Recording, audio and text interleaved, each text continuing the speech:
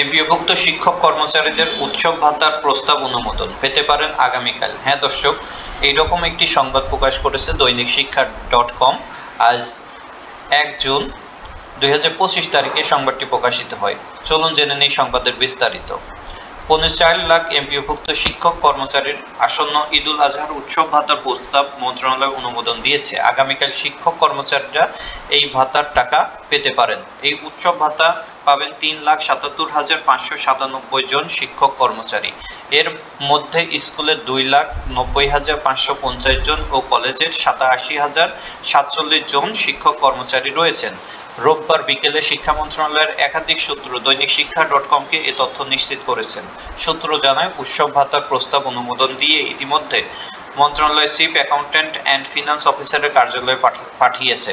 এর আগে 29 মে এমপিওভুক্ত শিক্ষক কর্মচারীদের উৎসব ভাতার সরকারি আদেশ জিও জারি করা হয়। মন্ত্রণালয় জিও জারির পর এটি আইবাস ডাবল প্লাসে পাঠানোর জন্য বলা হয়। কর্মকর্তারা জানান, এবার শীঘ্রই শিক্ষকদের কাছে উৎসব ভাতা টাকা পৌঁছে যাবে। এর আগে 26 মে এমপিওভুক্ত বেসরকারি স্কুল, কলেজ, মাদ্রাসা ও কারিগরি শিক্ষা প্রতিষ্ঠানে কর্মরত শিক্ষকদের উৎসব ভাতা বাড়ানোর সম্মতিপত্র মন্ত্রণালয়ে পাঠানো হয়েছে। এতে উৎসব ভাতা বাড়ানোর সরকারি আদেশ জিও জারি করে তার 4 কপি অর্থ বিভাগে পাঠাতে বলা হয়েছিল। এই ভাতা প্রশাসনিক মন্ত্রণালয়ের আদেশ জারির তারিখ থেকে কার্যকর হবে বলেও জানানো হয়েছে। আসন্ন ঈদুল আজহায় মূল বেতনের 50% উৎসব ভাতা পাবেন শিক্ষকরা। তবে কর্মচারীদের উৎসব ভাতা বাড়ানো হয়নি।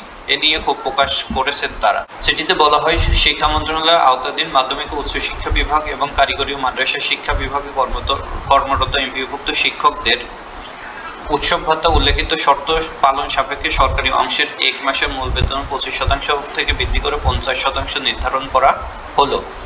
শর্তে বলা হয়েছে, এ ভাতা দেওয়ার ক্ষেত্রে যাবতীয় আর্থিক বিধিবিধান যথাযথভাবে অবশ্যই অনুসরণ করতে হবে। এই ভাতা সংক্রান্ত ব্যয় ভবিষ্যতে কোনো অনিয়ম দেখা দিলে বিল পরিশোধকারী কর্তৃপক্ষ এই অনিয়মের জন্য দায়ী থাকবেন। প্রশাসনিক মন্ত্রণালয় কর্তৃক আদেশ জারির তারিখ থেকে এ ভাতা কার্যকর হবে এবং প্রশাসনিক মন্ত্রণালয় কর্তৃক জিও জারি করে জিওর 4 কপি অর্থ বিভাগে পৃষ্ঠাঙ্কনের জন্য পাঠাতে হবে। সম্মতিপত্রে আরও বলা হয়েছে, মাধ্যমিক ও উচ্চ শিক্ষা বিভাগ এবং কারিগরি ও মাদ্রাসা শিক্ষা বিভাগ এর আওতাধীন বেসরকারি শিক্ষা প্রতিষ্ঠানে কর্মরত এমপিওভুক্ত কর্মচারীদের উৎসব ভাতার হার বিদ্যমান 50% বহাল থাকবে।